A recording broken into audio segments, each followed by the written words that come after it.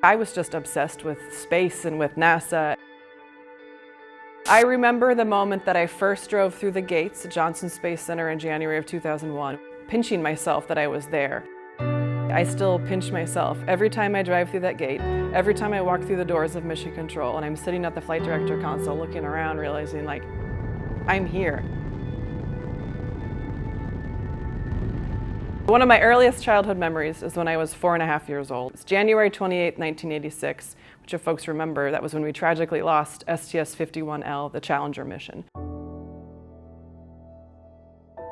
So I remember watching that footage over and over again of the launch, and then 73 seconds later, we lost the shuttle. And my mom said after that, I was laser focused on being an astronaut. In 6th grade, we had a career day, dress as who you want to be when you grow up. And so I went to the library and I found one book on Judith Resnick, who was one of the astronauts on Challenger, who's actually from Ohio. I think my astronaut suit was just a pair of jeans and like a denim shirt, because it was an all blue suit, and I made a little name tag that said NASA. Yeah, I was just obsessed with space and with NASA, and I was lucky enough to go to space camp a couple of times. So I went 6th grade down to Kennedy Space Center in Florida, which was awesome. It was just such a fun experience because you got to meet kids from all around the world, really, who are also complete geeks and were in love with math and science and space. And then I was lucky enough to go back to space camp again my senior year in high school.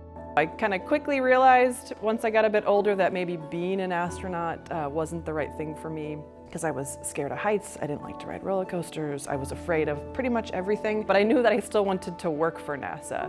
So that kind of persisted all throughout high school. So when I was looking at colleges, I knew I wanted to do aerospace.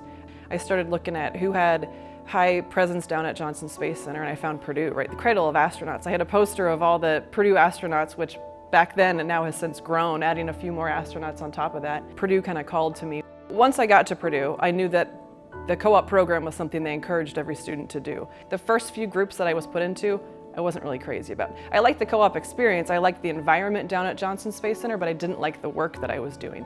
So when I came back to school, I was a little disheartened in terms of, is aerospace really the right fit for me? Maybe is Johnson the right fit for me? But then I was lucky enough, as I was researching my final 2 tours, I found the ExtraVehicular Activities office. And so I was able to spend 8 months in that group really learning the work that they were doing, and it was just an incredible mixture of highly technical work, and then you needed to have that hands-on experience where you were able to learn these things yourself, but then teach. So we taught the astronauts how to use their spacesuit, how to build the space station, and then ultimately working in mission control as they were executing these spacewalks. So I did my last co-op tour. It was January through August of 2003, which was actually a really interesting time to be interning in the spacewalking group, because that was tragically when we lost Space Shuttle Columbia. It was really interesting to see how the NASA community kind of pulled together. We mourned, but then we knew we had to keep exploring. So we had to figure out, how do we fix the space shuttle? If we were to have damage like what took down Columbia again, how do we fix it?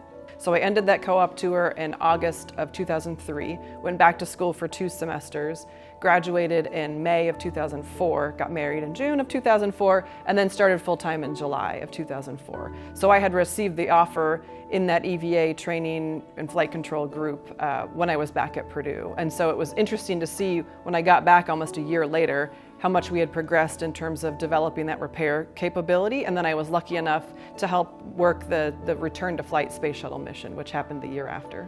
I remember the moment that I first drove through the gates at Johnson Space Center in January of 2001 when I was starting my first internship. I was in my grandpa's old car that he had given me, that we drove all the way down from Ohio, driving through the gates of NASA Johnson Space Center with the NASA meatballs, driving through the gate, showing them my badge.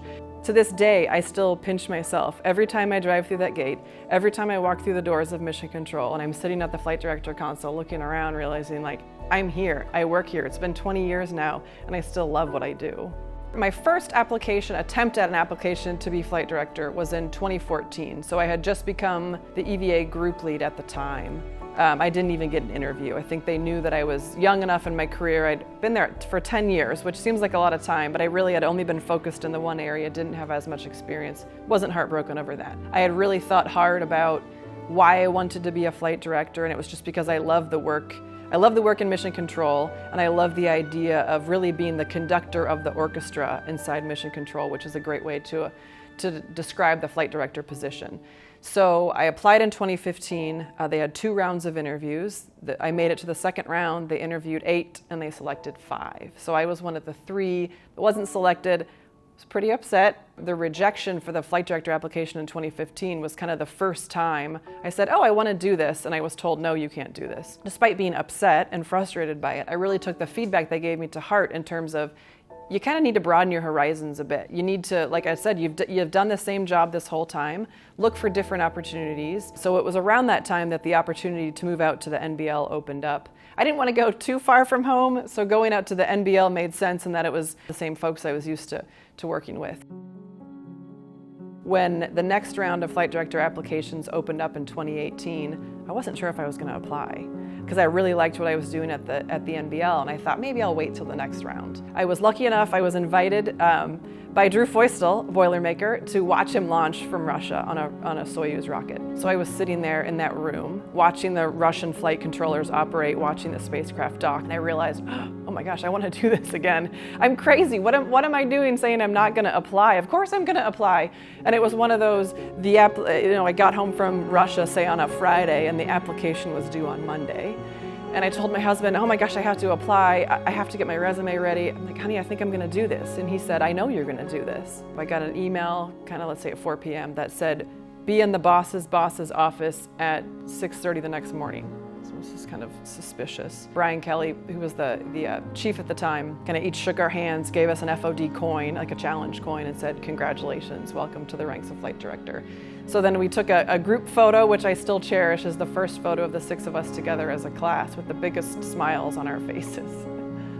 So the best advice I would give to a young Allison is find what you love to do, find what you're passionate about, and be excellent at it.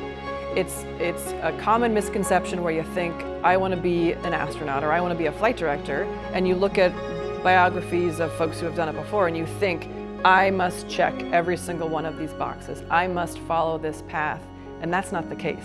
That is not the one-size-fits-all solution to achieve your dream. And so I think the most important thing is, like I said, find your passion and just be awesome. And then doors will open up for you. Opportunities will come your way.